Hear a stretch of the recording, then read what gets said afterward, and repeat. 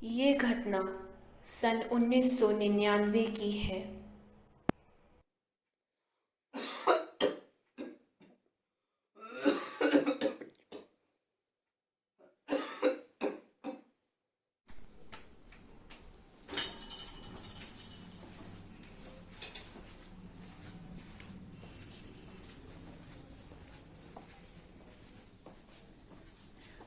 बाऊजी yellow रोटी ए थोड़ी चिट्ठी भी आई सी।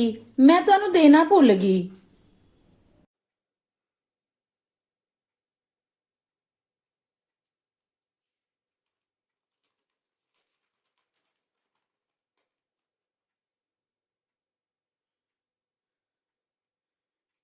योगी योगी लापता हो गया।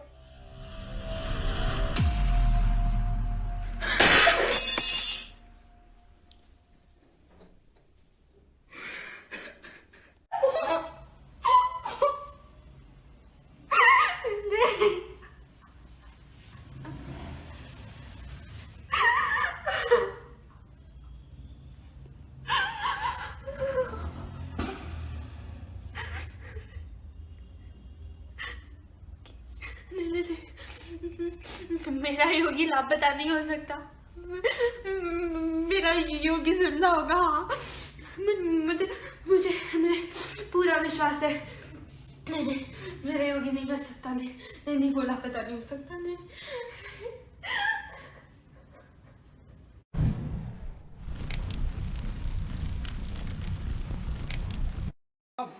वो 1965 की लड़ाई जो हमने उन बेशरम पाकिस्तानियों के खिलाफ लड़ी, वो भूलते हुए नहीं भूलती।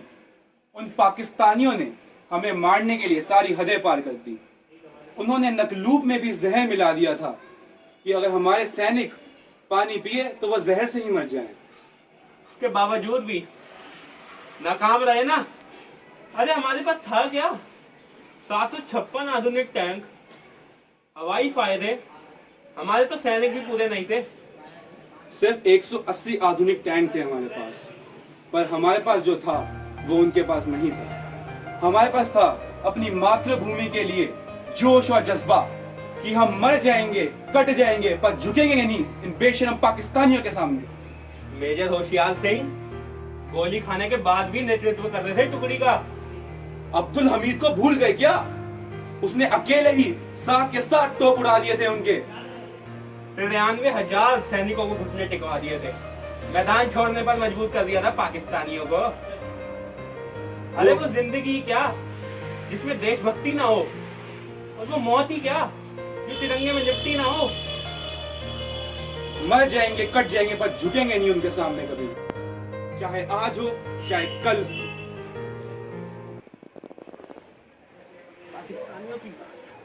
मुझे भी सैनिक ही तो बनना है। मैं भी इस देश की सेवा करना चाहता हूँ। अपनी मातृभूमि की रक्षा करना चाहता हूँ। उन कठिन परिस्थितियों में जीकर देश के लिए लड़ना चाहता हूँ।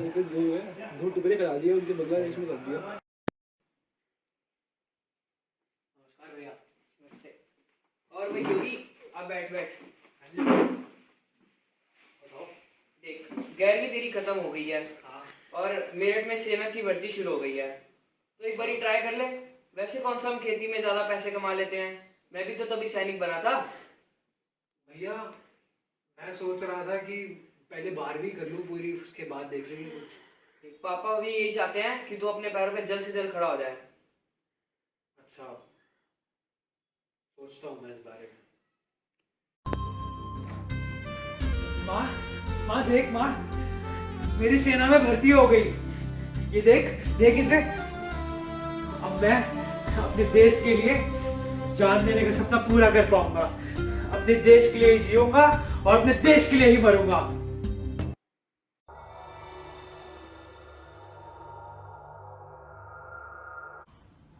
बेटा योगी, तू कल आ रहा है कि नहीं? छुट्टी सैंक्शन हुई कि नहीं? बोल देना उन्हें, शादी है मेरी। हाँ जी माँ, मैं आ रहा हूँ। 16 साल की उम्र में उसे फौज में भर्ती करा दिया। उसका बचपन भी। 3 साल बाद घर आ रहा है मेरा बेटा। अब तुम खुशी का माहौल ही रखना, ठीक है? बोलती ही रहेगी क्या, या कुछ काम भी करेगी? थोड़ा काम ही कम हो जाएगा। चल जाके चाय बना। शादी वाला घर है, काम में हाथ मत बताना तुम।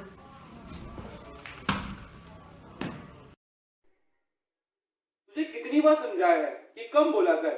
हमारा जवान बेटा भारत माता की 3 साल सेवा करके घर लौट रहा है।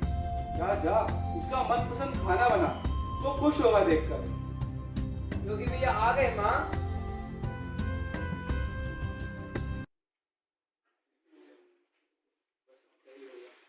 नमस्ते पिताजी। नमस्ते ताऊजी। जीते रहो मेरा बेटा, जीते रहो। जीते रहो बेटा। ये क्या, इतना दुबला होके आ गया है? मैंने तेरे को भेजा था देश की रक्षा करने के लिए, खुद की रक्षा करना भूल गया क्या?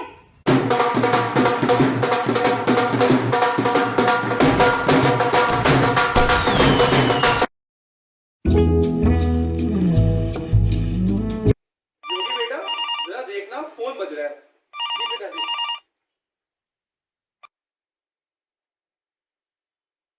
हेलो। Yes sir. योगेंद्र, आपको आज ही जम्मू के लिए रवाना होना होगा। हाँ जी सर, श्योर। जय हिंद। जय हिंद। बेटा योगी, एक बात बोलो, युद्ध में ना ज्यादा आगे जाने की जरूरत नहीं है। हाँ, तुम पीछे ही रहना, बाकी जवानों को आगे रहने देना। हाँ, हाँ, एक बात बता, अगर अभी दुश्मन आ जाए तो तू मेरे आगे खड़ी होगी या मेरे पीछे? ले, ये भी कोई पूछने की बात है? मैं तो आगे ही खड़ी होंगी। मेरे जीते जी मेरे बच्चों का कोई बाल भी ना बांका कर सके। हाँ माँ, उसी तरह वो सैनिक मेरे बच्चों के समान है। मैं उनका आगे नेतृत्व करूंगा। जा बेटा जा, देश की तरफ अपना कर्तव्य निभा।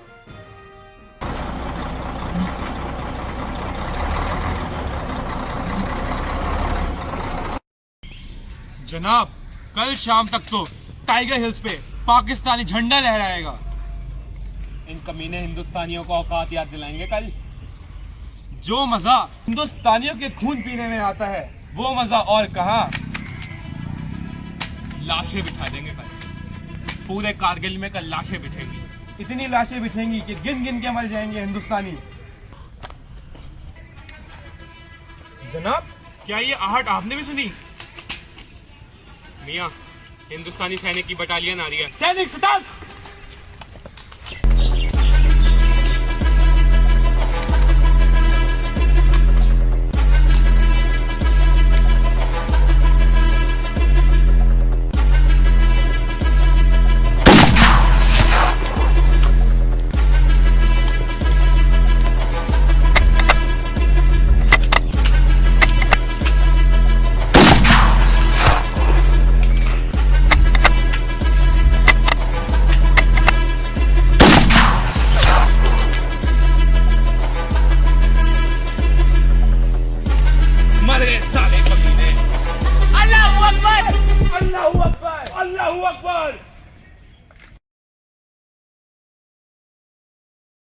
योगेंद्र, तुम्हें 18 ग्रेनेडियर बटालियन के साथ कारगिल के दुर्गम इलाकों में जाना होगा।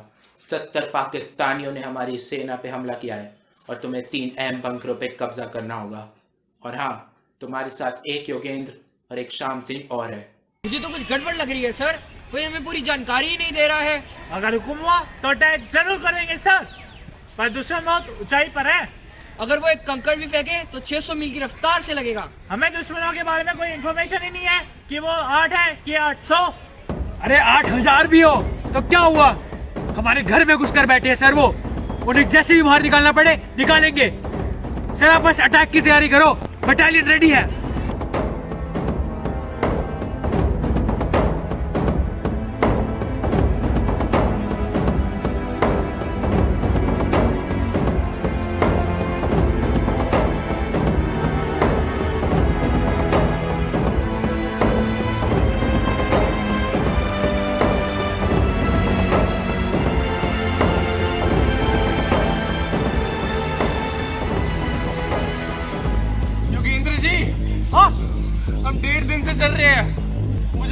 हमें थोड़ा सा आराम कर लेना चाहिए। और हमने कुछ खाया भी नहीं है। तो क्या हुआ, चलते रहो।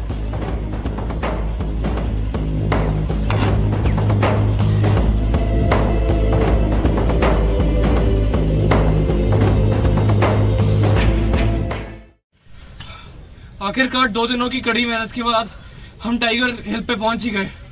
लगता है साले पाकिस्तानी सो रहे हैं। अरे जाग भी रहे होगे तो उन्हें हमेशा के लिए सुला देंगे। चलो सौच सिखाते हैं पाकिस्तानियों को।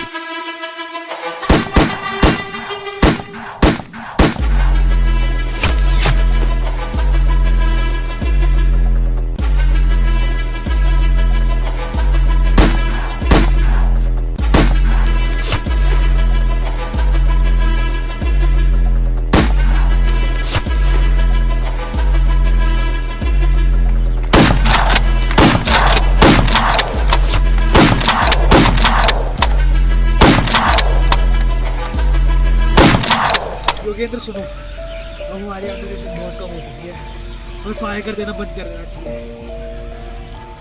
याद होने लगेगा हम मर गए हैं, या होने लगेगा कि हमारी एम्यूनिशन खत्म हो गई है। सही कह रहे हो योगेंद्र जी, जैसे वो आएंगे हम उन पर हमला कर देंगे। हिंदुस्तानियों ने फायरिंग करनी क्यों बंद कर दी? हो सकता है उनका एम्यूनेशन खत्म हो गए हो सकता है मर गए हो साले। चलो देखते हैं सालों को। चलो।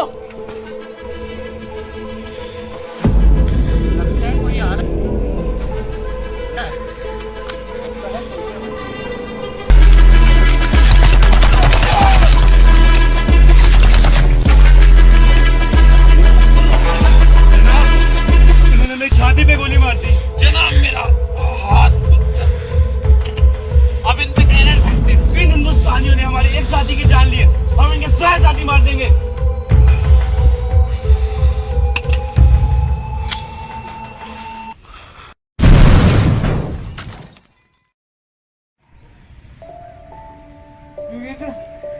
योगेंद्र तो मैं फर्स्ट एड करता हूँ।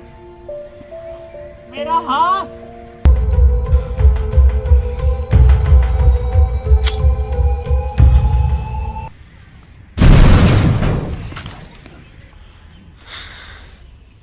अब तो मर ही गए होंगे।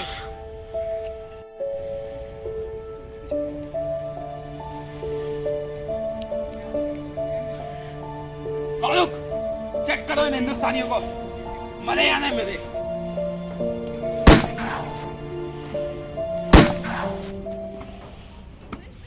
मुझे तो अपनी टांग महसूस हो रही है।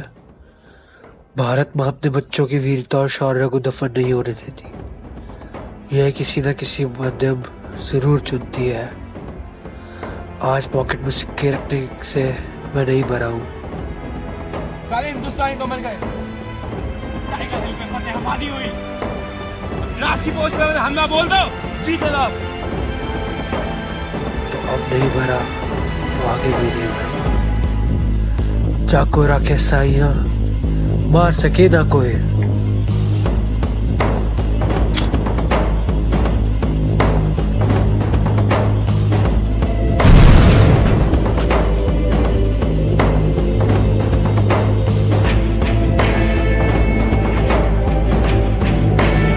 को तो बचा कर ही रहूंगा। मैं रहूं या ना रहूं, ये देश ही रहना चाहिए।